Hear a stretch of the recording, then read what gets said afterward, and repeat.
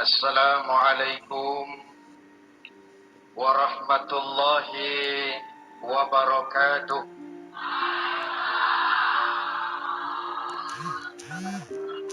Saudara-saudara kaum muslimin yang berbahagia. Yang kedua, keagungan Ramadan ditandai dengan perintah melaksanakan ibadah puasa. Para ulama menyebut puasa itu ibadah sirriyah, ibadah rahasia, ibadah abstrak. Tidak ada unsur sugesti. Kalau kita sholat, orang lihat. Kita sedekah, orang tahu. Kita pergi haji, satu kampung nganter. Kita puasa, cuma kita dan Allah. Pura-pura sholat, ketahuan. Pura-pura sedekah, nggak bisa dong apa yang disedekahin. Pura-pura haji, kemana perginya? Tapi pura-pura puasa, gampang. Keluar rumah, bibir lap yang kering, jalan lemesin dikit, ada angin miring, lemes amat, puasa. Sirriyah, abstrak. Ibadah lain bisa dinilai, wah itu teman kita sodakohnya berani ya. Kok tahu kamu? Kelihatan dari jumlahnya. Itu sholatnya khusyuk ya. Kok ngerti kamu? Kelihatan dari geraknya. Tetangga sebelah itu rasa-rasanya hajinya mabrur ya. Kok ngerti kamu? Kelihatan dari tingkah lakunya setelah pulang haji. Kalau yang sebelah lagi itu haji tomat. Di Mekah tobat sampai kampung kumat. Ibadah lain kelihatan bisa dinilai, tapi puasa tidak bisa dinilai. Belum pernah saya dengar orang bilang, teman kita puasanya mantap betul ya. Kok tahu kamu? Beludah terus. Nggak ada hubungannya. Oleh karena puasa ibadah sirri, ibadah abstrak, maka yang terbentuk dari ibadah ini pertama keikhlasan. Ini sikap hidup yang paling penting. Orang lain mau puji atau tidak bukan soal. Orang lain mau dengar atau tidak bukan soal. Ini urusan saya dengan Allah. Dari ibadah sirri seperti ini terbentuk keikhlasan, dan itu penting.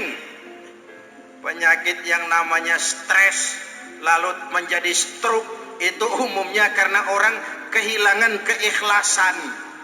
Tetangga sebelahnya beli TV, dia demam, panas dingin. Temannya naik jabatan, dia masuk rumah sakit. Temannya beli rumah, dia mati. Disiksa oleh perasaannya sendiri. Marilah hidup dengan ikhlas. Beramal ikhlas. Saya menyantuni yatim bukan karena disorot TV, bukan karena masuk majalah, bukan karena dimuat koran, karena Allah. Berpakaian ikhlas. Saya berpakaian ini karena perintah Allah menutup aurat, bukan karena tuntutan Ramadan. Kalau cuma tuntutan Ramadan, Ramadan saja bagus busana muslim. Selesai Ramadan kembali pusar merajalela. Menerima jabatan ikhlas, ini amanah dari Allah. Jabatan adalah alat untuk mengabdi, bukan cuma alat yang melahirkan kekuasaan dan fasilitas. Kalau kekuasaan dianggap sebagai fasilitas dan kekuasaan, maka yang lahir tentu akhirnya maling-maling baru, yang lahir rampok-rampok baru, yang dikuras ya harta negara. Hadirin yang saya hormati, ikhlas menerima jabatan dengan keyakinan ini amanah Allah, amanah akan dimintakan pertanggungan jawab. Ini alat untuk berbuat baik, ini alat untuk mengabdi. Kalau cuma digambarkan kekuasaan jabatan sebagai kekuasaan dan fasilitas, itu yang lalu banyak melahirkan rampok-rampok baru. Betul? Iya, kalau jabatan kan gajiannya jelas. Menteri gajinya jelas, anggota DPR gajinya jelas, presiden, wakil presiden gajinya jelas. Tetapi ketika fasilitas dan kekuasaan banyak memberikan hasil, jangan heran lalu muncul penjarahan terhadap kekayaan-kekayaan yang justru merupakan milik rakyat. Ikhlas dalam menerima jabatan, ikhlas dalam berbuat, ikhlas dalam beramal. Lalu yang kedua, jujur. Tadi siang saudara sholat zuhur apa tidak? Sholat. Yang sholat? Ya enggak. Sebelum sholat zuhur kan saudara berwudu. Waktu berwudu kan saudara berkemur, memasukkan air ke mulut. Umpama waktu berkemur saudara korupsi, dikit saja airnya saudara minum, jangankan hansip, jangankan satpam, jangankan polisi, teman sebelah pun tidak tahu kalau waktu berkemur kita korupsi. Kenapa kita tidak mau melakukan itu? Ada rasa malu kepada Allah. Alangkah positifnya kalau ini diterjemahkan dalam kehidupan. Sekarang kan kita berpikirnya Allah ditekan. Kamu korupsi ya? Iya, Tuhan kan tahu. Biarin, Tuhan mah tahu, nggak ribut. Nggak ribut katanya. Tapi kalau orang, 3 orang saja tahu, geger kantor.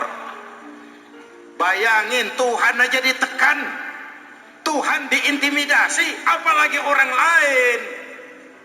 Lahir etika otonom, daya kontrol yang paling ampuh yang muncul dari dalam jiwa kita sendiri.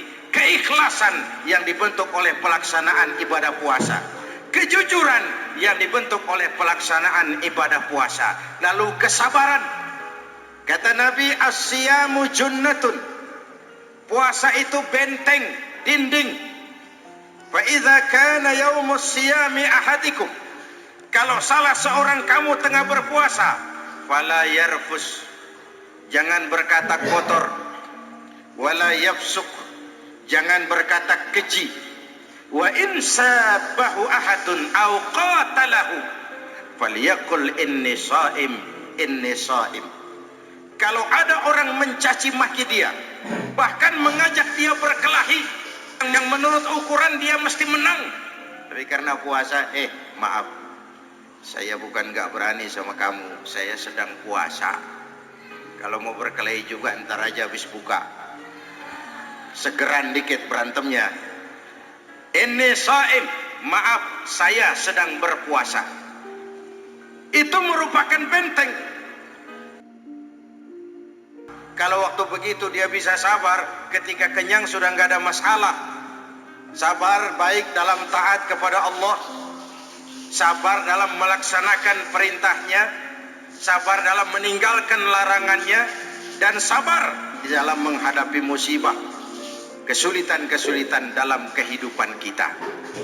Hadirin, kalau ibadah berpuasa kita baik, kita yang malam ini pasti bukan kita 20 hari yang lalu.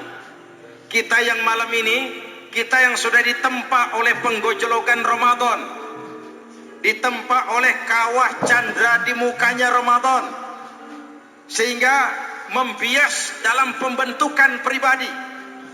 Setiap ibadah yang dikerjakan dengan benar pasti punya dampak positif dalam meluruskan moral orang yang melaksanakan ibadah itu sendiri.